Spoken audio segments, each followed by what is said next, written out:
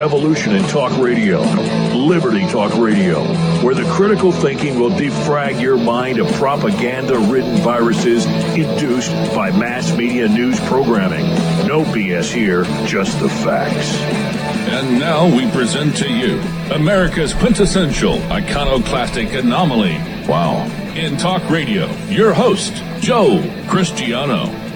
Welcome, everyone, to Liberty Talk Radio, America's libertarian voice, broadcasting from our studio in Tulsa, Oklahoma, to around the world. I'm your host, Joe Cristiano, and this is your antidote to popular talk radio. Today, we're pleased to have a returning guest, Mr. Michael Tanner. He's a senior fellow at the Cato Institute, and he researches various topics and policies, and with particular emphasis on poverty and social media policy and healthcare reform. And Michael, welcome to Liberty Talk Radio. Well, thank you. It's a pleasure to be with you as always. Thank you. Boy, I guess it's been some time since my wife and I drove up to Wichita Falls, Kansas, when you gave the speech there, and that's where I met you first.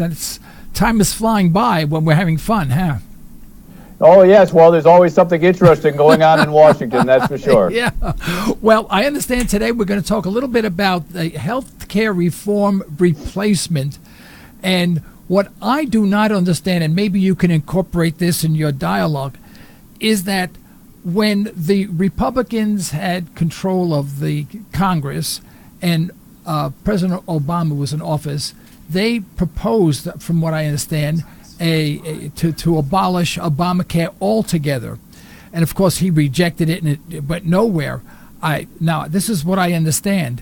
I suspect that was done because they knew he would never pass it in the first place, so they looked like heroes, and they made Obama look bad in many people's eyes.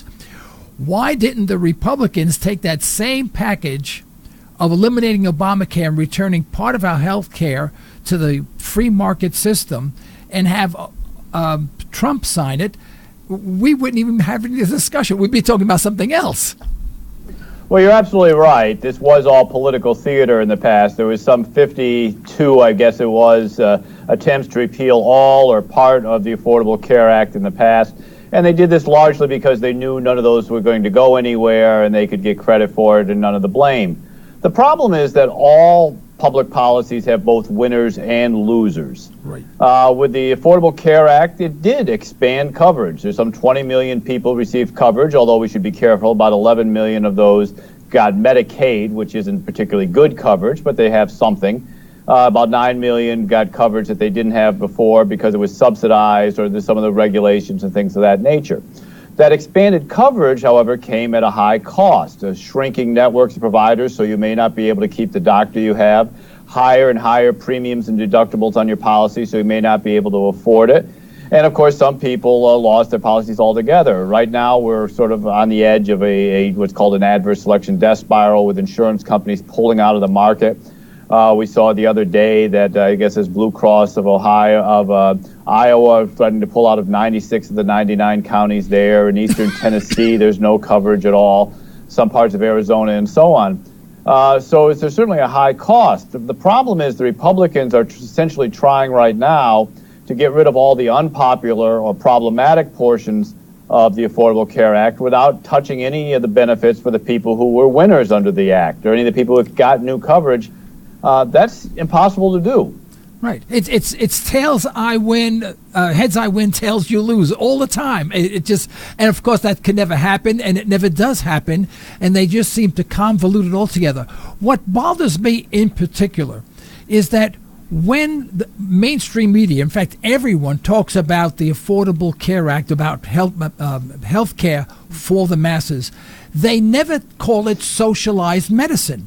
They don't mention free market, and they never mention socialism.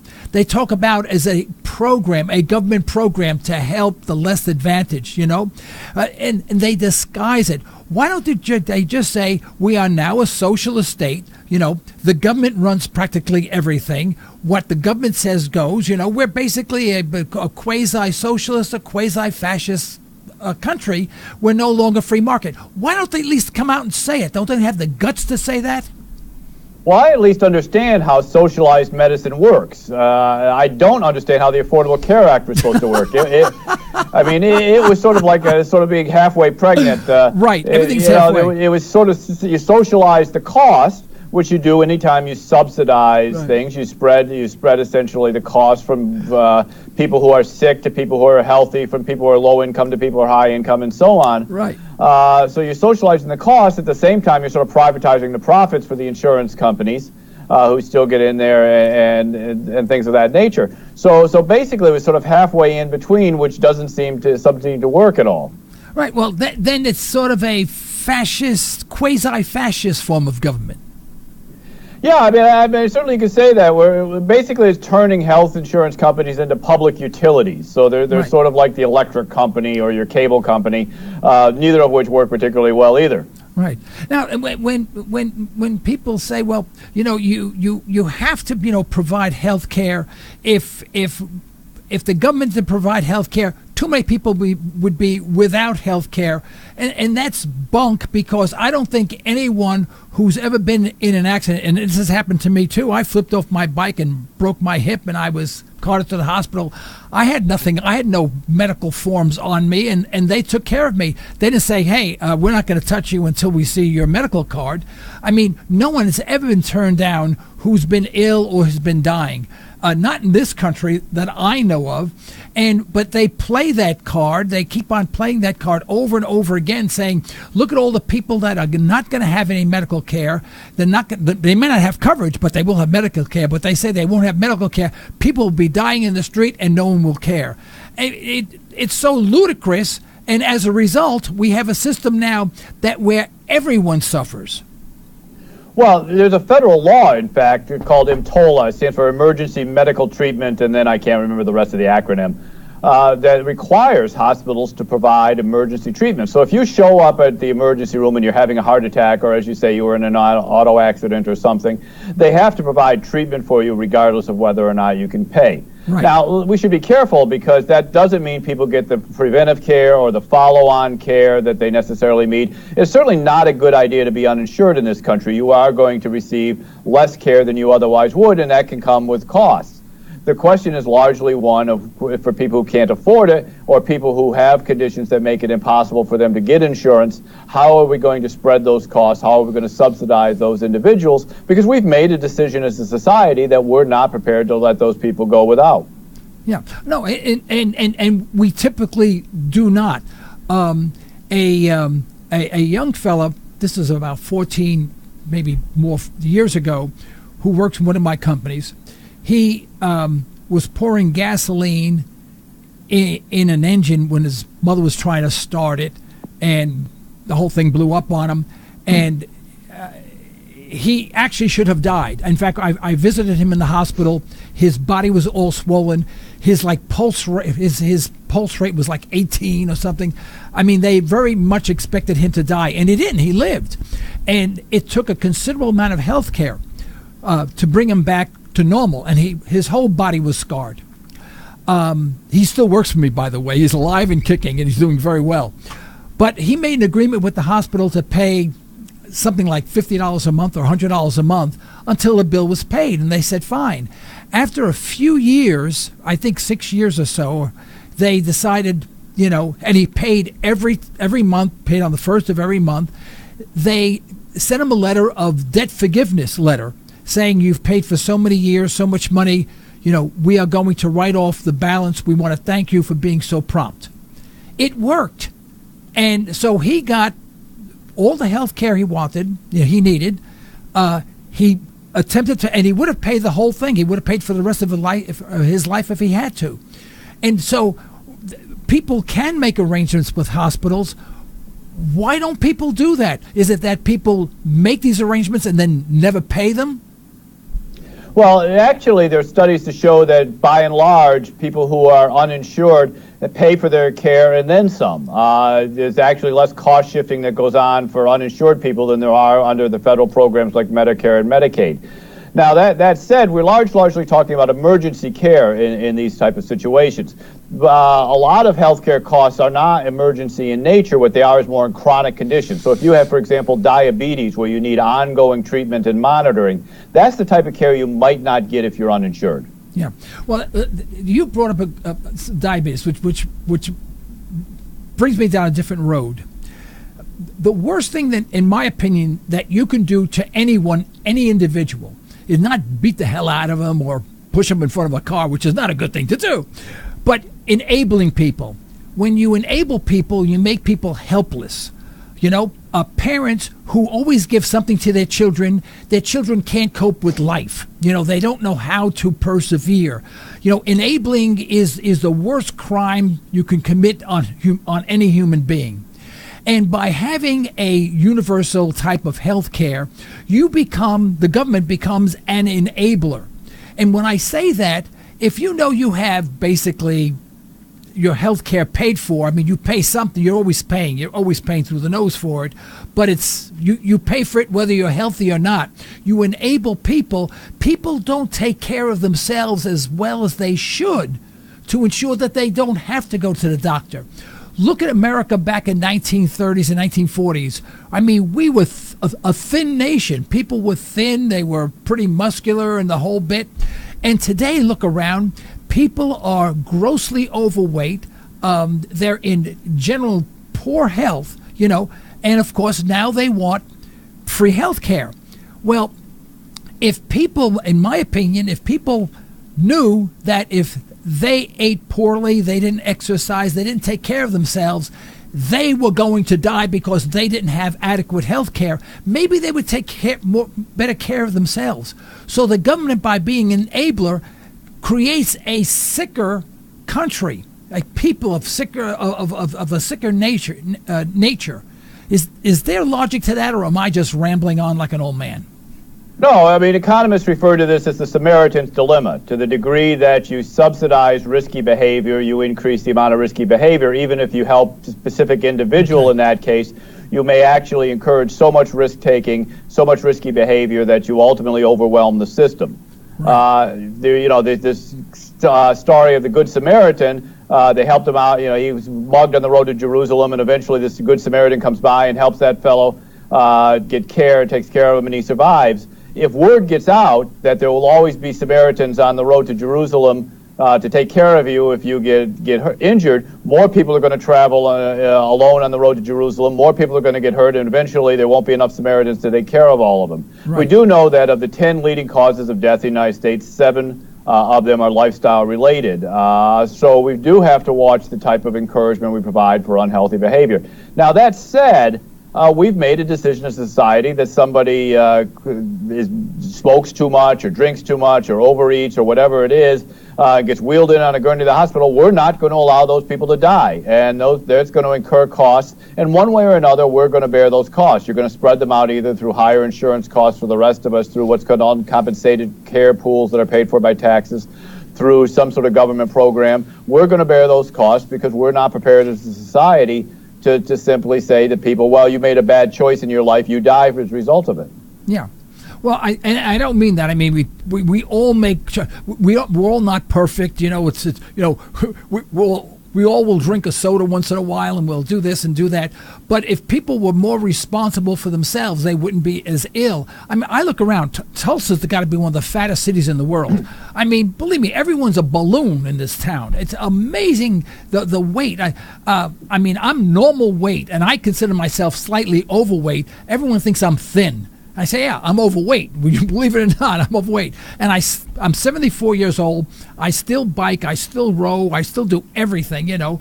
And sometimes I don't want to do it. I do it because I know it's good for me. It keeps my blood pressure down, et cetera, et cetera. But if people are enabled, they tend not to do it. They get worse, and my taxes go up. That pisses me off. Well, we know, for example, that life expectancy in the United States has a great deal to do with lifestyle choices, with things like accidents, homicides, suicides, poor diet, obesity, things of that nature. People often talk about, for example, the low healthcare costs in a country like Japan, which is true, much lower than the United States, but they ignore the fact that Japanese Americans also have much lower healthcare costs than the average American, in part because they continue to eat a diet that's rich in soy and protein and so on, less saturated fats and all of the things that make us ill. So lifestyle certainly has a large impact on healthcare costs. You know, the life expectancy difference between Utah and Nevada is 3 years. Wow. Pretty significant. Now, why is that? Well, in Utah, you have a lot of Mormons who don't drink, don't use caffeinated beverages, don't smoke, and so on. And in Nevada, they're sitting in a casino with a cup of coffee, a beer, something out their cigarette, staying up all night. I mean, it has an impact. One sounds so much more appetizing than the other, I'll be honest with you. Well, it certainly feels like a lot longer than 3 years longer, maybe. But Well, tell us, how do we get out of this conundrum? What's going to happen with this health care bill, which I hate talking about it because we shouldn't have a health care bill. By the way, I have doctors on my program, and I always ask them, I said, I did my own analysis one time. I had a heart operation, I had a bad heart valve, and I forgot what the cost was. I don't remember the numbers, but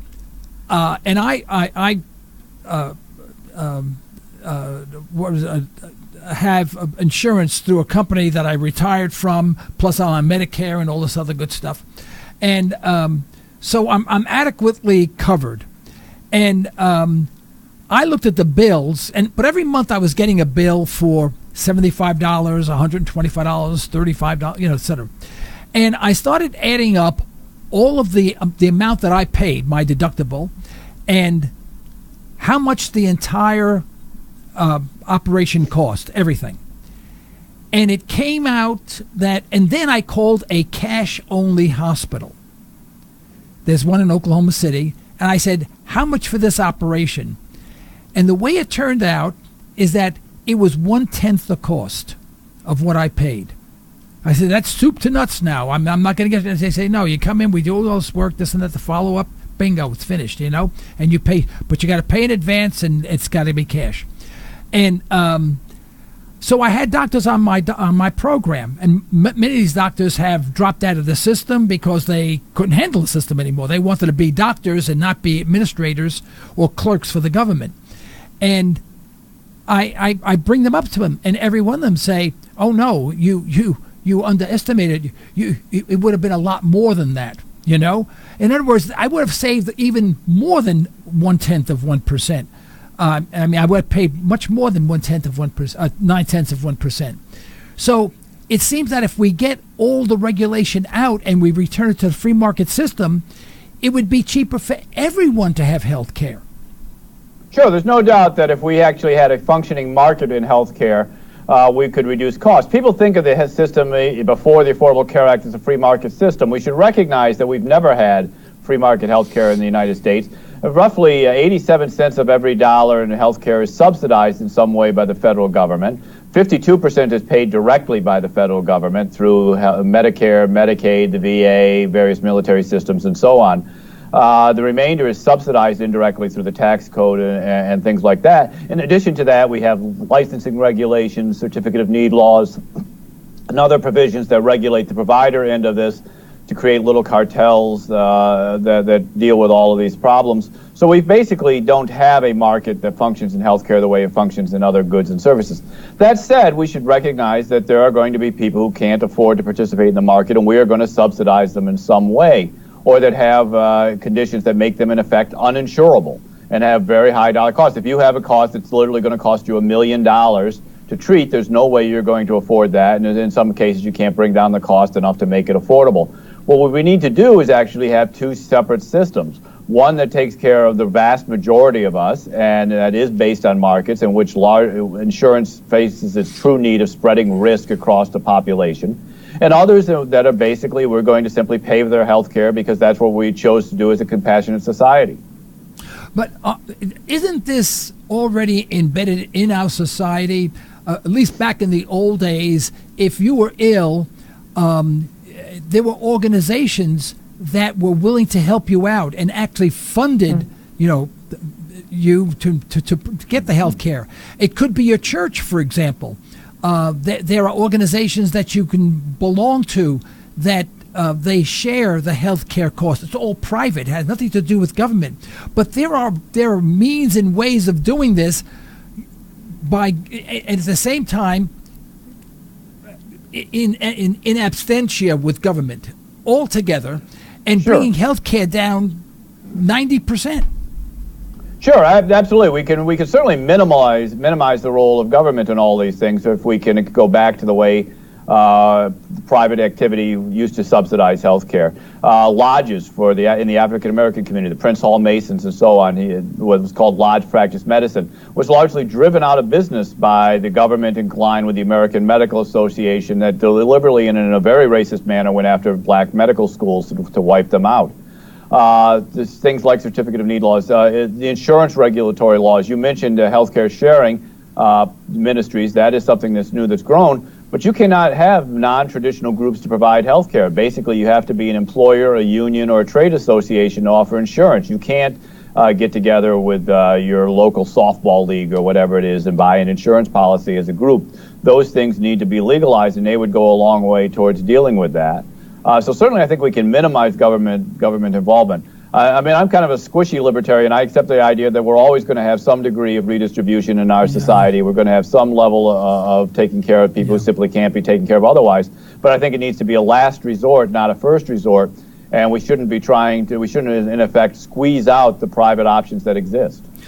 Do you agree with my hypothesis that if people were responsible for their own health care, they would be healthier? Oh, there's no doubt about it that people respond to incentives. They're more likely to participate in wellness programs and things of that nature. Now, not every poor health outcome is a result of bad behavior. Right. And we should recognize that people make decisions in context of their larger environment. Healthy vegetables, fruits and vegetables and so on are less available, for example, in poor African American communities. You're not going to build a Whole Foods down in poorest communities. Those type of stores are more likely to sell chips and beer and things of that nature. So we do have to look at the fact that people make decisions in the context of their overall structures of society. Yeah. In the interest of full disclosure, I did have a green drink this morning with kale and lettuce and whatever and carrots and all that. Put it in my mixer, and drank it, But if people did more of that, I think it would go a long way.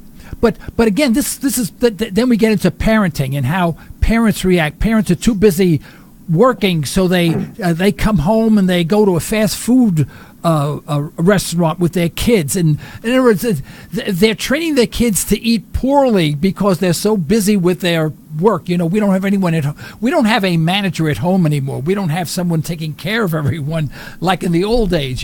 My mother was always home. In fact, I didn't know what my mother looked like because I only saw her sitting at the stove, staring inside the stove. I know what her back looked like. I never looked what her front looked like because she was always cooking, or washing was up by the sink.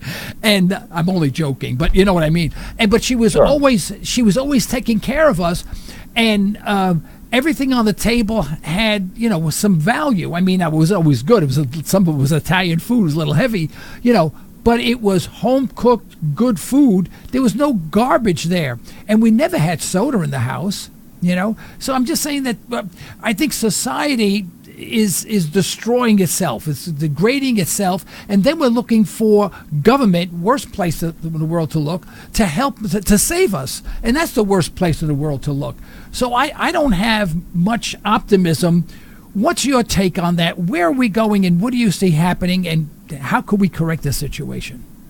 Well, I think there's different aspects here. One is we live in a very different world, and in many ways a much better world in terms of opportunities for women and so on. They are not just stuck in the house the way they were at one time. It's a choice. It's certainly an option for them, but they have other options as well, and many of them are choosing those, and so you're not going to have the mother at home cooking and stuff the way you once had. That said, we do need to try to create more opportunities for exercise. We need to encourage people to educate people better in terms of eating healthy, not doing things like smoking and drinking that are bad for your health, getting the amount of exercise you need. As little as 30 minutes of exercise a day makes a huge difference in your health, and that makes a huge difference in your healthcare costs. We're starting to see companies and stuff act that way to put gyms. We have a gym here at the Cato Institute. I mean, we try to encourage healthy lifestyles among our employees, and that's a good thing. More companies should do that. Yeah. Well, I see all of this, the problems that we have today. have some sort of foundation. And I remember when television first came on. I mean, this is the early stages of television. There was a talk show program. I wish I could remember the person's name. If I hear it, I'll know it, but I can't remember. It was before Jack Parr and all those guys, well before that, years before that. And it was held in a school auditorium. You know, this is very crude now. You know, this is the early part of television. And there was a guy standing on the stage in a chair, and he was just talking about different items. And he'd ask, and the people were sitting where the students normally sit in the auditorium, on the seats. And he would ask questions, and people would ask questions of him. And I never forget, this like it happened yesterday. A woman stood up and she said, "My name is whatever," and she said, "I'm only a housewife." And he bolted out from that chair, and he ate her lunch. He said, "Don't you ever say, 'I'm only a housewife.' That is the most critical job in the world. There's no more important job in this world." He said, "You are responsible for developing a frame around in which young people will live in the future. You're responsible for our future and our children, who are our future." And he went on and on. And he was absolutely correct. So I want to take exception to what you say, like women have more opportunity outside the house.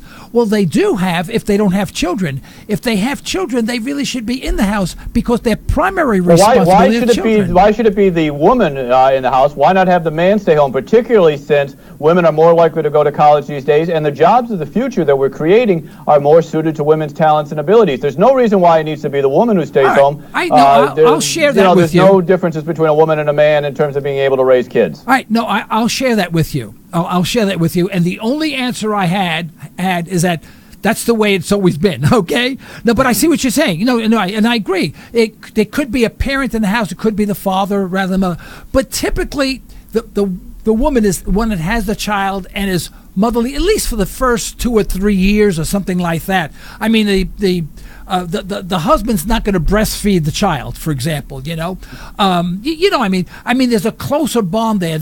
And most women, I mean, if given the option, if financially given the option, might stay home.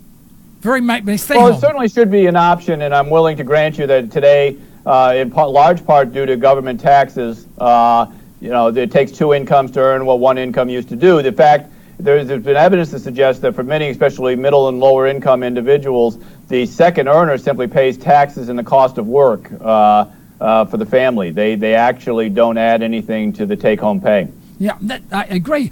And of course, whenever they both go out, they have to give their children to some sort of government program or child care place, and one is worse than the other. I mean, there are very few really good ones, but they're not raising the children, and they have all these special degrees in children rearing, and it doesn't do any good. It's the old-fashioned, isn't it funny how my mother had no degree in anything? And she was a wonderful mother, and she was smart. And every time my father used to get mad, she used to say, "Victor, if people would only stay home and mind their own business, the world would be a better place." This is a woman with no education. She was a smart woman, and she was a great mother. And we need more people like my mother staying at home with the children, and we wouldn't have this problem, in my humble opinion. Well, I certainly think we should have the government minding its own business more often. Let me grant you that at the end of the day. All right, what's going to happen now with the health care? I mean, what could we look forward to, and what's going to happen? Look in your crystal ball for me. Nothing's going to happen quickly at this point. Look, the House advanced it. They needed to do that to keep the process going. Because it's a revenue bill, it had to originate in the House, so something had to go over to the Senate from there. Glad they moved it forward. That said, the Senate is going to rip it up, take everything except the bill number that proves it came from the House, the HR at the beginning of it, and they're going to write their entire bill on their own. That's going to take some time. They've promised to go through regular order. That means there's going to be committee hearings and all the rest that goes with this. I would be very surprised if you see a bill before fall. So I do think they're going to have something that comes out of this probably late summer, early fall, and then we'll go through this whole circus in the media all over again. All right, now for the $64,000 question. Remember that program, $64,000? Remember that, the $64,000? Oh, yeah. Remember that? Right? Now it would have to be $640 million, to be equivalent, with inflation and stuff like that to do great. But I've got the question. We are one of the highest indebted nations in the world. I think just Japan, Greece, and Cyprus are ahead of us, and Italy. I think the only 4 countries, and then we're like number five or six of all the countries in the world. We are one. Right. But in constant in dollars, we are the most indebted country in the world. Sure. If you just study about 6,000 years of history, that says if we continue this way, we're doomed. We're going to go the way of everyone else. I know there's a lot of theories about why that won't happen. It's all crap as far as I'm concerned. I like 6,000 years of history. I'll buy that. But what happens if we get into this credit conundrum where we can't issue any more bonds? Our dollar weakens. Maybe we go through hyperinflation, maybe a depression, maybe a recession, something. And healthcare is no longer affordable by the government. What happens then? Well, we've seen what happens when debts can't be paid. We saw it in Argentina, we saw it in Greece, and so on. It's not a pretty picture. I mean, essentially, if these benefits have to be cut back dramatically overnight. And we're coming in for a landing. I mean, Maggie Thatcher used to say the problem with the modern welfare state is eventually you run out of other people's money. Right. We're running out of money. I mean, we have $20 trillion national debt, about another $80 trillion in unfunded liabilities to programs like Medicare and Social Security. Medicare alone is some $58 trillion in the red. So certainly we're in a position where we're not going to be able to pay future benefits going forward. We're going to, the plane is coming in for a landing. The question is whether it comes in on a nice slow glide path or whether it comes down more vertically. And if they don't get some courage in Washington to deal with these issues, we're coming in for a vertical landing, and that does not have it does not end well. Right. It just doesn't seem there's no way this is going to end well. And before we leave, I read your book about 3 years ago, and I'm sorry I have it behind me somewhere. Going for Broke. Going for Broke. Thank you. Yes, excellent book. Did you write another book after that? I'm in the works right now on one on how to deal with poverty. Hope to have it out in the fall or early next spring. Okay, very good. All right, Michael, thank you so much for being on our program once again. It was great seeing you, great talking to you, yelling at you and all this other stuff. I really enjoy that. You take it so well. I'd like to give you the last 30 seconds to just wrap things up. And before I leave you, I'd like to ask you, I hope you will accept our invitation to return at a later date, especially after your book comes out, okay? Always happy to be with you. Let me just close with this.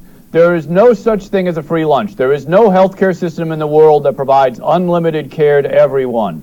There's simply for free. There's always a price to be paid, always a trade-off between cost and access. We have to face up to that fact in the United States and not pretend we're competing against utopia. Right. All right. Thank you so much, Michael. Hope to see you again soon. Absolutely. My pleasure. Thank you. Folks, this is the end of today's broadcast. We'd like to thank our sponsors for the financial support, and we'd like to thank you for listening in.